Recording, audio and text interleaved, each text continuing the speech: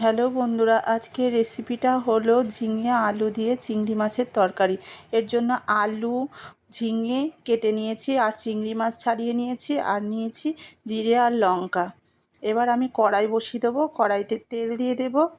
তেল গরম হয়ে গেলে আমি ঝিঙেগুলোকে ভেজে নেব।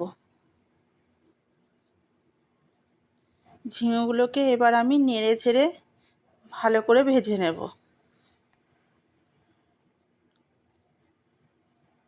ঝিঙেগুলোকে ভেজে নিলে যে কাঁচা ভাবের গন্ধটা থাকে সেটা থাকে না তরকারিতে। এবার আমি ঝিঙেতে অল্প সামান্য লবণ দিয়ে দিলাম, আর একটু হলুদ দিয়ে দিলাম। এবার নেড়ে চেড়ে এটাকে আমি ভেজে নেব। ভাজা হয়ে গেলে আমি পাত্রে তুলে নেব।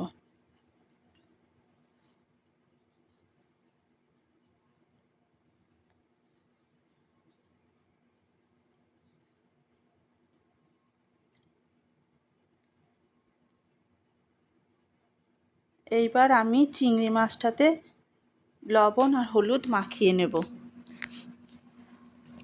এবং কড়াইতে ওই তেলের মধ্যে আমি চিংড়ি মাছগুলো দিয়ে নেড়ে চেড়ে ভেজে নেব।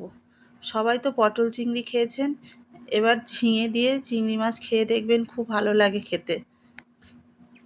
আর নতুন সব ঝিঙে উঠেছে, কচি কচি ঝিঙের স্বাদই অন্যরকম। এবার চিংড়ি মাছ ভাজা হয়ে গেছে, আমি চিংড়িগুলো তুলে নেব। তুলে নিয়ে ওই কড়াইতেই আমি আরেকটু তেল দিয়ে দেবো। তেল দিয়ে আমি জিরে ফোড়ন দিয়ে দেবো। জিরে ফোড়ন দিয়ে একটু নেড়ে ছেড়ে জিরে ভাজা হয়ে গেলে আমি আলুগুলো দিয়ে দেবো। এবার আলুগুলো নেড়ে ছেড়ে আমি একটু ভেজে নেব। ভেজে নিয়ে পরিমাণ মতন নুন, পরিমাণ মতন হলুদ দিয়ে দেবো। দিয়ে এবার একটু নেড়ে চেড়ে নেব। নিয়ে যে জিরে লঙ্কাটা রেখেছিলাম ওটা বেটে নিয়েছি আমি, দিয়ে ওটা দিয়ে দেবো।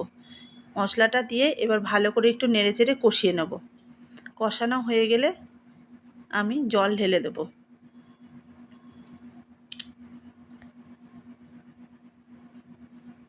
দেখুন সুন্দর তেল ছেড়ে দিয়েছে। দিয়ে এবার আমি জল ঢেলে দিলাম।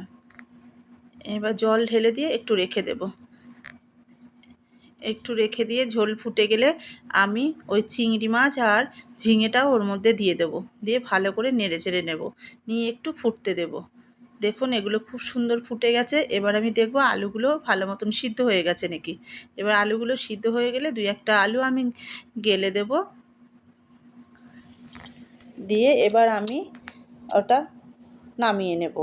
দেখুন সুন্দরভাবে চিংড়ি মাছের তরকারি তৈরি হয়ে গেছে। এবার আমি নামিয়ে নেব।